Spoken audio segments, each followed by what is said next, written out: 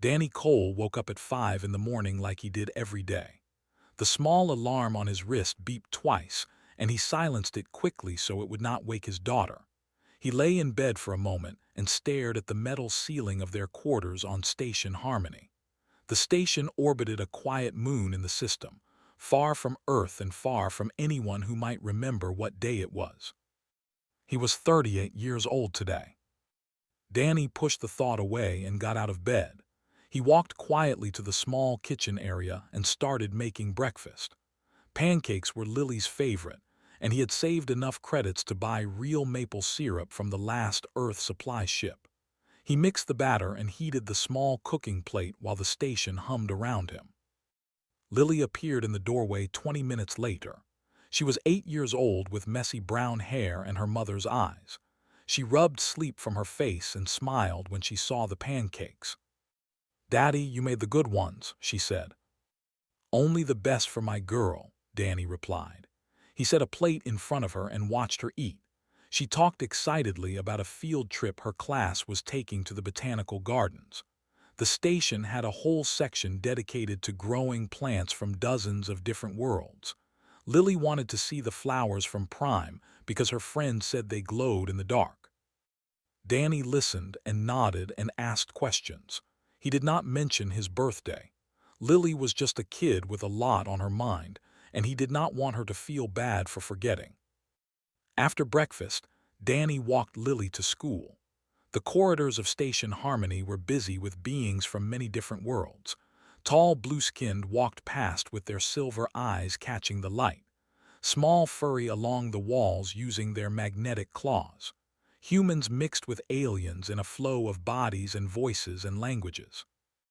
At the school entrance, Danny noticed something wrong. A woman was kneeling beside a small boy who was crying. The boy's silver eyes were wet with tears and his blue skin had gone pale. Other children walked past them without stopping. Danny recognized the woman. Her name was, and she worked as a cultural liaison officer on the station. He had seen her at school events but never spoken to her directly. The crying boy was her son, who was in Lily's class. Danny approached them slowly. "Is everything okay?" he asked. Looked up at him. Her silver eyes held frustration and sadness. "Some children were unkind," she said. "They told that his family is broken because his father is gone." Danny felt a pain in his chest. He knew that feeling too well. He knelt down so he was at level. The boy tried to hide his face, ashamed of his tears. "Hey," Danny said gently, "can I tell you something?" The boy looked at him with wet eyes. "My wife, Lily's mom, she died 4 years ago," Danny said. "Some people might say that makes our family broken too, but you know what? Lily and me, we are still a family. We love each other and we take care of each other. That is what makes a family real, not what other people think." Sniffled, but the other kids said. "Other kids do not decide who you are," Danny said. "You and your mom are a family, a real one. Anyone who says different does not know what they are talking about." Nodded slowly. His tears stopped and a small smile appeared on his face. Danny stood up and ruffled the boy's hair gently. Stared at Danny with an expression he could not read. Among her people, males rarely showed such gentle attention to children who were not their own. It was unusual and unexpected. "Thank you," she said. Danny shrugged. "Kids should not have to feel bad about things they cannot control. Have a good day." He said goodbye to Lily and walked away toward the maintenance decks. He had work to do. Danny's supervisor was a gruff man named Carl who had worked on stations for 30 years.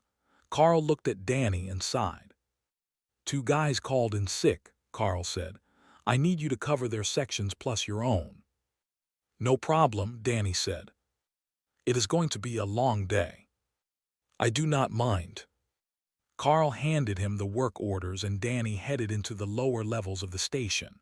His job was to keep things running. Life support systems, water recyclers, atmospheric filters, electrical grids. The work that nobody noticed until something broke. Danny spent his birthday crawling through access tunnels that were barely wide enough for his shoulders. He replaced worn filters in the life support system. He fixed a leaking pipe in the water recycling plant. He repaired a malfunctioning climate control unit in the residential section, working in temperatures that made his skin prickle with cold because they preferred it that way. At midday, he sat alone in a corridor and ate a protein bar. It was not much of a birthday meal, but it was food. He thought about birthdays when his wife was alive. She always made a cake, even when they could not afford much. She would sing to him in her off-key voice, and Lily would clap her tiny hands. Those days were gone now. Danny finished his protein bar and went back to work. The hours passed slowly. He fixed a broken lighting panel. He cleared a clogged ventilation shaft. He helped an engineer who was struggling with a heavy piece of equipment. They thanked him, and Danny said it was nothing. By the time his shift ended, Danny could barely stand. His muscles ached, and his hands were covered in small cuts and bruises. He walked home through quiet corridors, passing beings who did not know or care that it was his birthday. Lily was already asleep when he got home. A neighbor had watched her, an older human woman named Mrs. who always smelled like lavender. Danny thanked her and she left. He stood in the quiet of their small quarters and looked around. No cards, no messages, no cake, just another day. Then he saw it. On the kitchen counter, a piece of paper with crayon marks. Danny picked it up and looked at it. Lily had drawn a flower with bright colors. At the bottom, in her messy handwriting, she had written for Daddy. It was not a birthday card. She had just made it at school because she wanted to give him something. She did not know what day it was. She just loved him. Danny smiled sadly and pinned the drawing to the refrigerator. He looked at it for a long moment, then turned off the lights and went to bed. Tomorrow there would be more work, more people to help, more problems to fix. That was enough. It had to be. The week after Danny's birthday passed like any other. He woke early, made breakfast for Lily, walked her to school, and went to work. He fixed things that were broken and helped people who needed help. He did not think about what he was missing. He thought about what needed to be done. Began to notice him. It started small. At school drop-off one morning, she saw Danny stop suddenly in the corridor. A young child was sitting on the floor crying. The small furry creature's mobility harness had malfunctioned, and she could not walk without it. Her mother was panicking, speaking rapidly in her native language. Danny knelt down and pulled a small toolkit from his pocket. He always carried it. Within 2 minutes, he had found the problem and fixed it. The harness hummed back to life and the child stood up, her tears turning to joy. The mother tried to give Danny credits. Among her species, all services required payment. It was how their society worked. Danny refused. The kid needed help, he said. That is all. He walked away before the mother could argue. Watched him go. She had never seen a human behave this way. Among the helping strangers without payment or recognition was considered suspicious. There was always a motive. There was always a reason. But Danny's emotional energy told her something different. They could sense emotions in other beings. It was part of their biology. When focused on Danny, she felt warmth and steadiness. No hidden agenda, no expectation of reward. He had helped simply because helping was the right thing to do. She began researching humans in the cultural databases. The information was dry and clinical. Humans were described as emotional, short-lived, and unpredictable. There was classified as a because of its harsh conditions. They were relative newcomers to galactic society, having achieved faster-than-light travel only 2 centuries ago. None of this explained Danny Cole. At her job, mediated a dispute between merchants and human traders. They accused the humans of being emotionally manipulative in business negotiations. They claimed humans used feelings as weapons to gain advantage. Listened to both sides. She thought about Danny refusing payment for fixing a child's harness. She thought about him comforting when other children were cruel. She began to wonder if her people misunderstood humans entirely. Perhaps what they saw as manipulation was simply how humans expressed care. A few days later, Danny was called to the school to repair an atmospheric regulator. The machine controlled air quality in the classrooms, and it had started making a grinding noise. Danny arrived during class hours. Lily saw him from her seat and her face went red with embarrassment. Her father was the maintenance man. Other kids had parents who were officers or scientists or diplomats.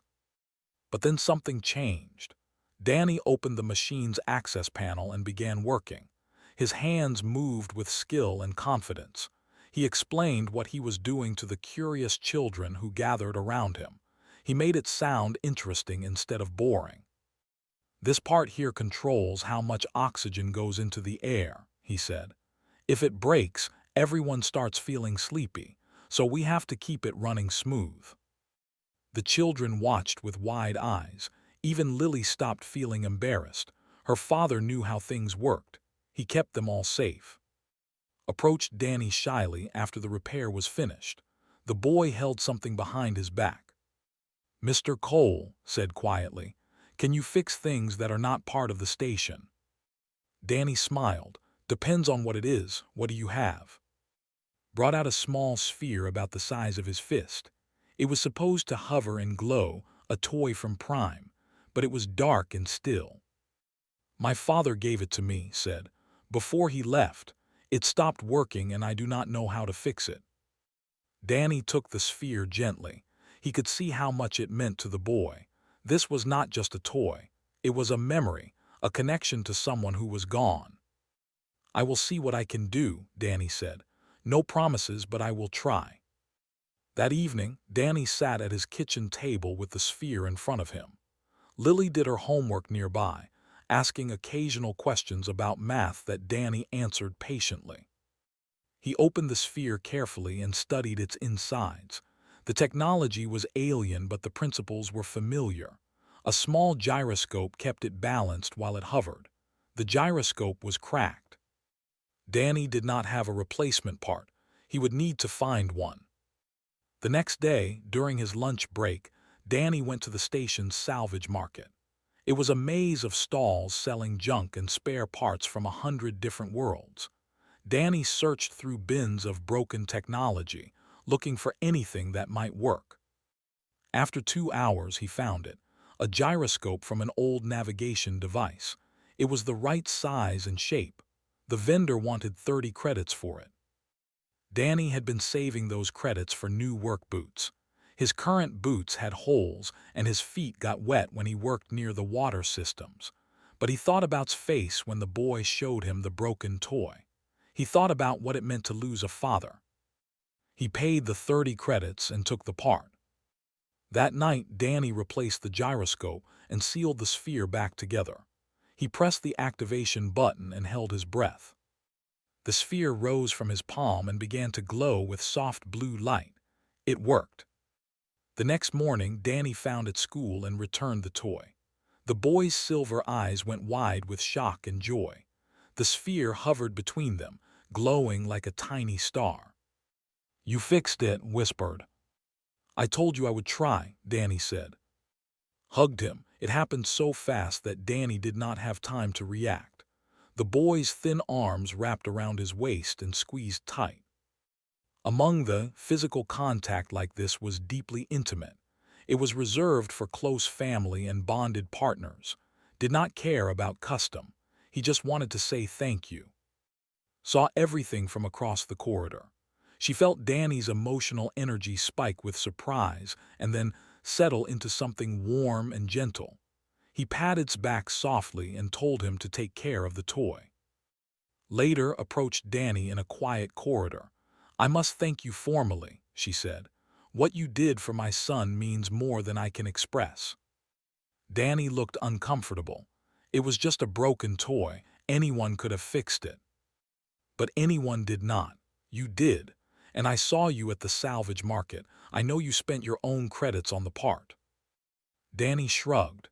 The kid needed something to hold onto. I remember what that feels like. Studied him for a long moment. Why do you help others so freely? You ask nothing in return. You expect no recognition. Among my people, this would be considered strange. Danny was quiet for a moment. I know what it is like to struggle alone, he finally said. If I can make someone's day a little easier, why would I not do that? He excused himself and walked away, watched him go. That night she accessed Danny's personnel file. She learned that his birthday had been the previous week. Station records showed he worked a double shift that day. There were no celebrations logged, no messages received, no recognition from anyone.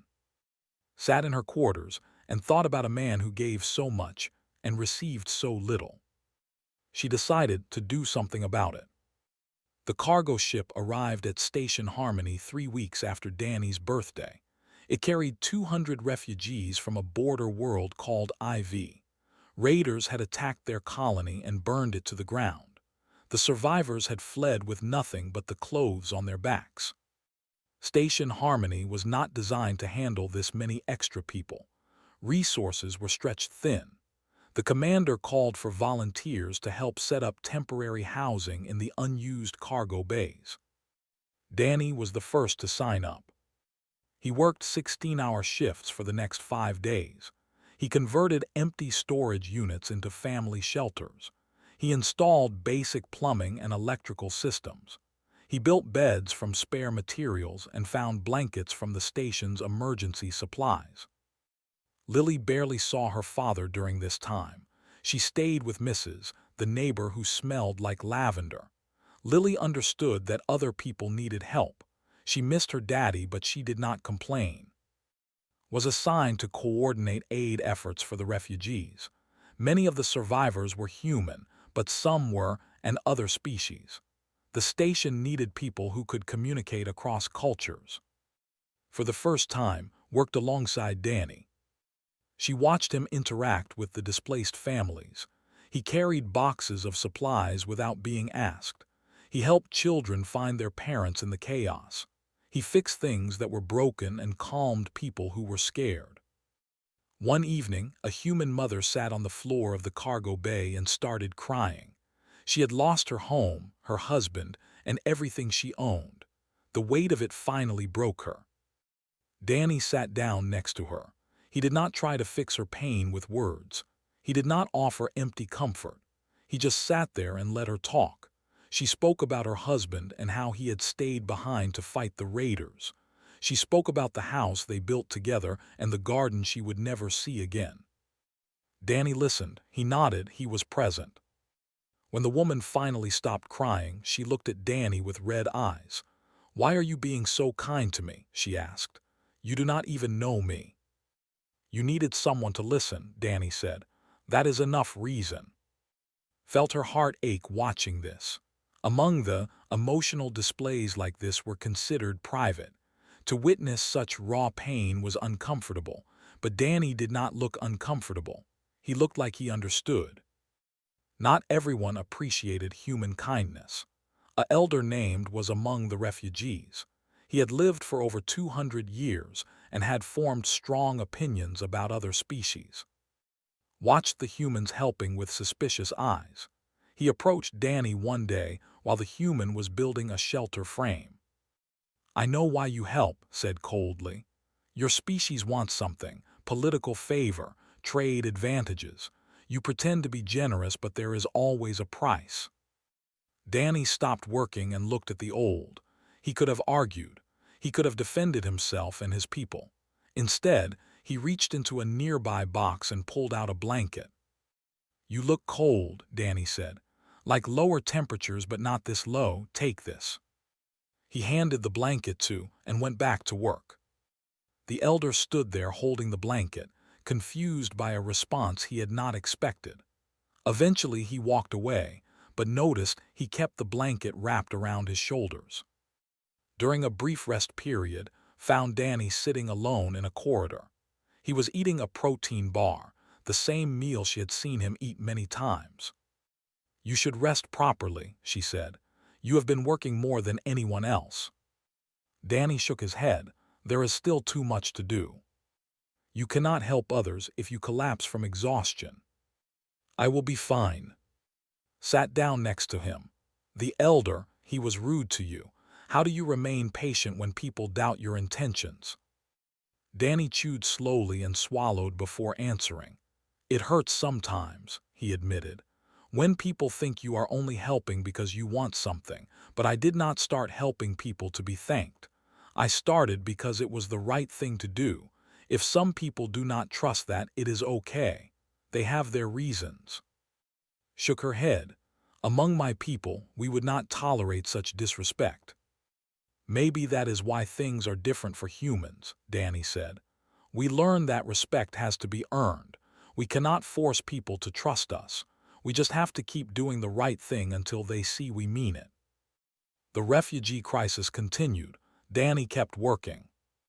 One night, walked through the corridors after finishing her shift. She was tired but could not sleep. Too many emotions from too many people filled her senses.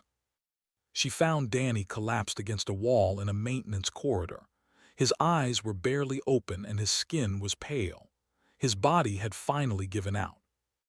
Danny said, kneeling beside him, "Danny, can you hear me?" He mumbled something she could not understand. She helped him stand and supported his weight as they walked to the medical bay. The station doctor was unnamed. He examined Danny with 4 of his 6 arms while scolding him with his sharp voice. "You have not slept properly in 5 days," said. "You have been skipping meals. Your body is dehydrated and your muscles are damaged from overwork.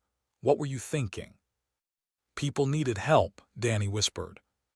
"You are no help to anyone if you are dead." Gave Danny fluids and nutrients through an injection and ordered him to rest for at least 12 hours. Danny tried to argue, but his body would not cooperate. He fell asleep on the medical bed within minutes. Stayed with him. She did not know why exactly. She just did not want him to wake up alone. When Danny finally opened his eyes, his first words were about Lily. "What time is it?" he asked, trying to sit up. "I need to pick up Lily from school. She will be worried." "Lily is safe," said gently.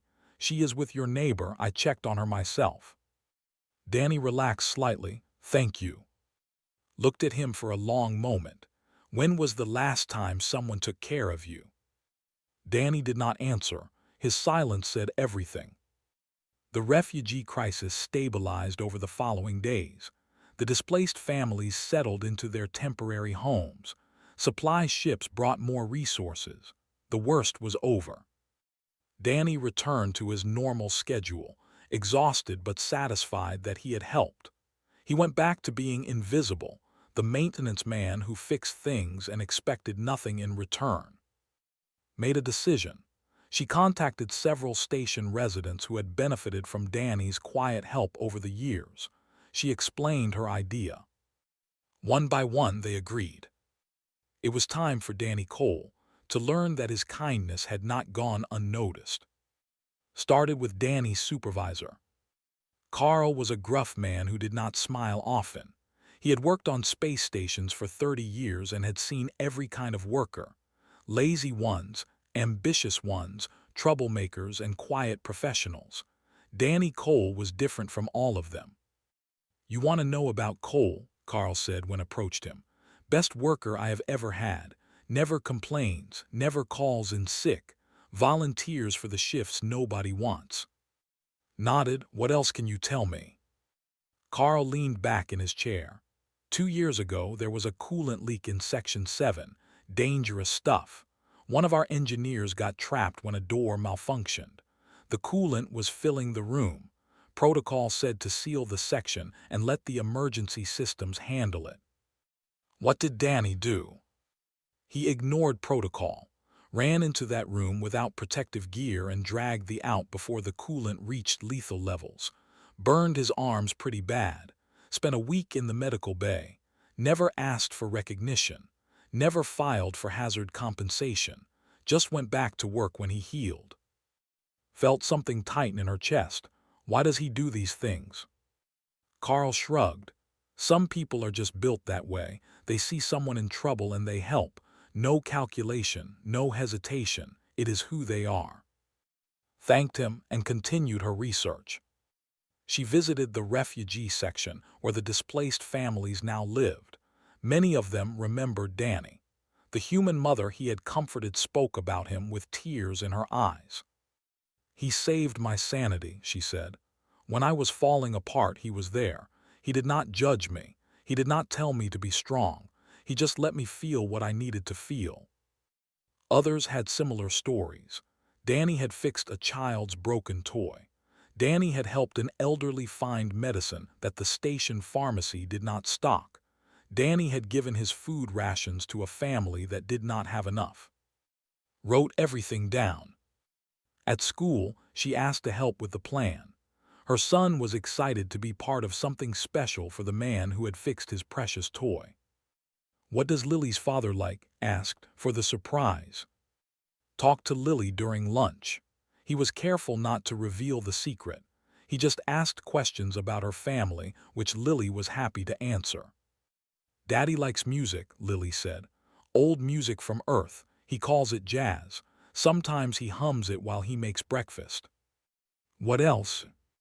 Lily thought for a moment. "He told me once that he wants to see a real ocean someday. We lived on Earth when I was little, but I do not remember it. Daddy says the ocean is so big you cannot see the other side. He misses it." Reported back to his mother with this information. Added it to her notes. The plan grew larger.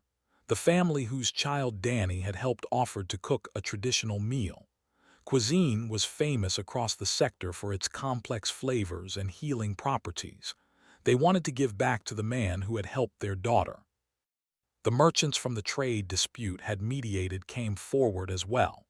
They had learned much about humans since that conflict. They no longer believed humans were emotionally manipulative. They understood now that human feelings were genuine and freely given. "We wish to contribute decorations from the lead merchant said. "Glowing vines and crystal flowers. We want this human to know that can appreciate kindness even when it comes from unexpected places." Faced a challenge. Her people did not celebrate birthdays the way humans did. Among the marking the passage of years was considered unnecessary. Time flowed endlessly. Why make special note of one day? She researched human birthday customs carefully. She learned that for humans, birthdays were about recognizing an individual's worth. The celebration told a person that their existence mattered, that people were glad they had been born. For Danny, this seemed like something that had not happened in years. Struggled with more than just planning. She struggled with her own feelings. Among the forming attachments to other species was discouraged. Emotional bonds with aliens were seen as dangerous and destabilizing. His former mate had left her because she showed too much interest in human culture. He said she was contaminating herself with inferior emotional patterns. Now she found herself drawn to a human who embodied everything her people misunderstood. Danny was warm and giving and selfless. He did not calculate the value of his kindness. He simply gave it freely to anyone who needed it. Did not know what to call these feelings. She only knew they were growing stronger. Danny noticed that was acting strangely. She seemed to be avoiding him while also appearing in places he frequented. He saw her watching him from across the cafeteria. He noticed her in corridors near his work sections. He assumed she was busy with liaison duties. The refugee situation had created many cultural complications that needed her attention. He did not think much of it. Lily became part of the secret. Could not keep something this exciting to himself. He told her about the surprise, swearing her to secrecy. Lily was overjoyed. Finally, someone was doing something nice for her father. She had always known her daddy helped other people, but she did not realize how many. When told her about all the families who wanted to thank him, Lily cried happy tears. "Daddy never asks for anything," she told. "He just gives and gives. I want him to know how special he is." A problem arose 1 week before the planned celebration. The station commander announced a mandatory systems check on that exact day. All maintenance personnel would be required to work extended shifts. Danny would have no time off. Went directly to the commander's office. Commander Park was a stern woman who had served in the Terran Coalition Navy for 20 years. She ran Station Harmony with discipline and fairness. When explained the situation, the commander listened without interruption. "You want me to give Cole the day off," Commander Park said, without telling him why. "Yes, Commander, I know it is unusual, but this man has given so much to this station. He has helped people from every species without asking for recognition. He collapsed from exhaustion during the refugee crisis because he would not stop working. He deserves one day." The commander pulled up Danny's personnel file on her screen. She read through it slowly. Her expression did not change, but something in her eyes softened. "I know Cole," she said. "I have seen his service record. I know about the coolant incident and a dozen other things he never reported." She paused. "Permission granted. I will tell him the schedule changed due to personnel adjustments.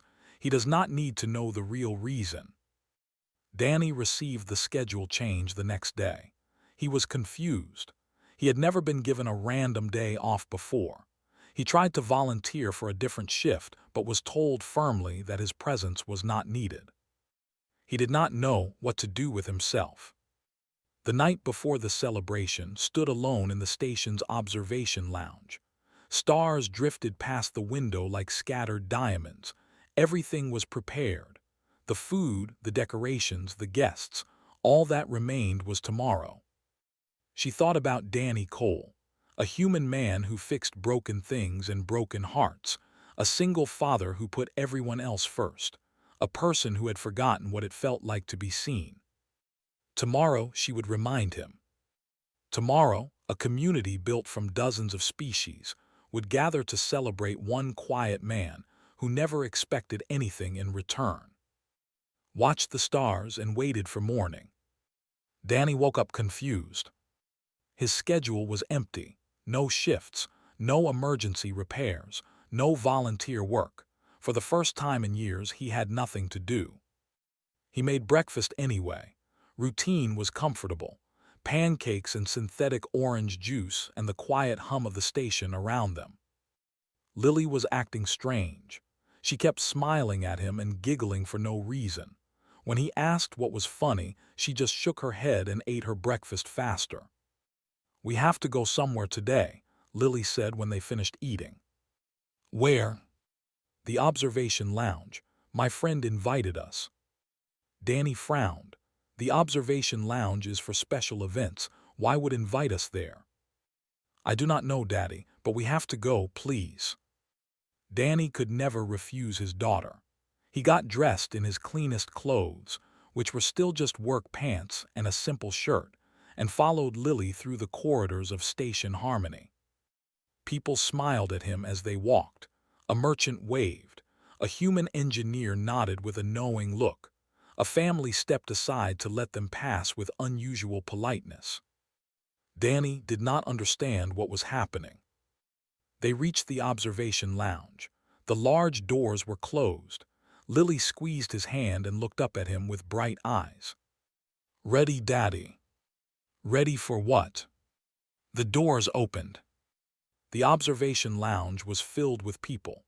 Humans and species Danny did not even recognize. They stood in a crowd beneath a large banner that stretched across the viewport. The banner was written in multiple languages and scripts. "Happy birthday, Danny." Danny froze in the doorway. He could not move. He could not speak. He could not understand what he was seeing. Stepped forward from the crowd. She wore formal robes in deep blue, and her silver eyes held warmth that Danny had never seen before. "Among my people," said, "there is a tradition called delayed recognition. We do not always celebrate achievements when they happen. Sometimes we wait until the community has gathered sufficient gratitude. Then we honor the person properly." She gestured to the crowd behind her. "Your birthday was 1 month ago. You worked a double shift that day. No one celebrated. No one thanked you, but we are here now, all of us. To tell you that we see you, Danny Cole, we see what you do, we see who you are. Danny's throat was tight. He tried to speak, but no words came. One by one, people approached him. The mother came first. Her daughter walked beside her, the mobility harness working perfectly. "You fixed my child's harness," the mother said. "You refused payment. You said she just needed help. I want you to know that your help meant everything to us." A human man from the refugee section came next. His wife stood beside him, the same woman who had cried on the cargo bay floor. "You built our shelter," the man said. "You sat with my wife when she was breaking. You did not know us. You helped anyway. We will never forget." More people came. Engineers Danny had covered shifts for when they were sick, families he had helped move furniture, children whose toys he had fixed, teachers who remembered him volunteering at school events. Each person shared a story. Each story was small by itself, a repaired device, a kind word, a moment of patience, but together they formed something larger, a portrait of a man who had spent years quietly making other people's lives better. Pushed through the crowd holding a piece of paper, he presented it to Danny with trembling hands. It was a drawing. 4 figures stood beneath strange alien stars. Danny recognized himself, tall and steady. Lily beside him with her messy hair, with his silver eyes, and standing close almost like family. Danny's eyes grew wet. He blinked hard, but the tears came anyway. Carl appeared next. The gruff supervisor looked uncomfortable with emotion, but he spoke anyway. "You are the best worker I have ever had," Carl said. "You never complain, you never quit, you never ask for anything, so I am telling you now, take a damn vacation sometime. You have earned it." The crowd laughed. Danny laughed too, though tears still streamed down his face. Finally, the elder came forward. The old man moved slowly, his 200-year-old body carrying the weight of centuries. He stopped in front of Danny and bowed his head. "I doubted you," said. "I believed your kindness was a trick. I was wrong. Watching you has taught me that some beings choose to be good simply because goodness is right, not for reward, not for recognition, just because it is who they are." He reached into his robes and pulled out a small object. It was a stone, smooth and dark, with veins of silver running through it. "This is from said, the world that was destroyed. It is one of the few pieces I have left. I want you to have it. Among my people, such a gift is the highest honor we can give." Danny accepted the stone with shaking hands. "I do not know what to say." "Say nothing. Just know that you have changed how an old sees the universe." The formal part of the celebration ended and the party began. Someone had found recordings of old Earth jazz music. The smooth sounds filled the observation lounge as people ate and talked and laughed together. The family had prepared their traditional meal. The food was incredible, flavors that Danny had never experienced before. Crystal flowers and glowing vines decorated the room, casting soft blue light across everything. Lily ran around with the 2 children chasing each other and giggling. Danny watched them with a full heart. Found him near the window later in the evening. The stars stretched endlessly before them, countless points of light in the darkness. "Thank you," Danny said. His voice was rough with emotion. "I do not just mean the party, I mean everything. You saw me. You made others see me too." Stood beside him, close enough that he could feel the coolness of her skin. "Among my people I have always been an outsider," she said. "I believed that other species had value equal to. My former mate left because he thought I was contaminating myself with alien emotions." She paused. "Watching you proved that I was right. Humans are not inferior. You are not manipulative or deceptive. You are simply different, and in that difference there is beauty." Danny turned to look at her. "I never expected to find community again. After my wife died, I thought my only purpose was raising Lily. I did not realize that family could grow in unexpected ways." Smiled. It was a rare expression for her species, and it made her silver eyes shine. "Perhaps humans and have more in common than either of us realized," she said. "We both know what it means to feel alone in a crowded universe." Lillian ran past them, laughing. The two children had become close friends over the past weeks. They did not care that one was human and one was. They just cared that they had fun together. Danny watched them and felt something he had not felt in years: hope. The party continued late into the station's artificial night. People came and went, sharing food and stories and laughter. Danny talked to each person who approached him. He thanked them for coming. He thanked them for remembering. But mostly he just listened. He heard stories about himself that he had forgotten, small moments that meant nothing to him but everything to others. He learned that kindness was like water. It flowed outward and touched things he could not see. Near the end of the evening, Danny stood alone at the observation window one last time. The stars were the same as always, distant and cold and beautiful. But he did not feel alone anymore. Appeared beside him. Lily was asleep on a couch nearby, exhausted from excitement. Slept beside her, the two children curled together like siblings. "Some birthdays are forgotten," said quietly. "Others are given late, but the best ones remind us that we were never as alone as we believed." Danny nodded. He did not trust himself to speak. He thought about his wife and how much she would have loved this moment. He thought about all the years he had spent helping others without expecting anything in return. He thought about a community that crossed species boundaries to celebrate one quiet man. He thought about the future and what it might hold. For the first time in a long time, Danny Cole did not feel invisible. He felt seen. And that was the greatest gift of all.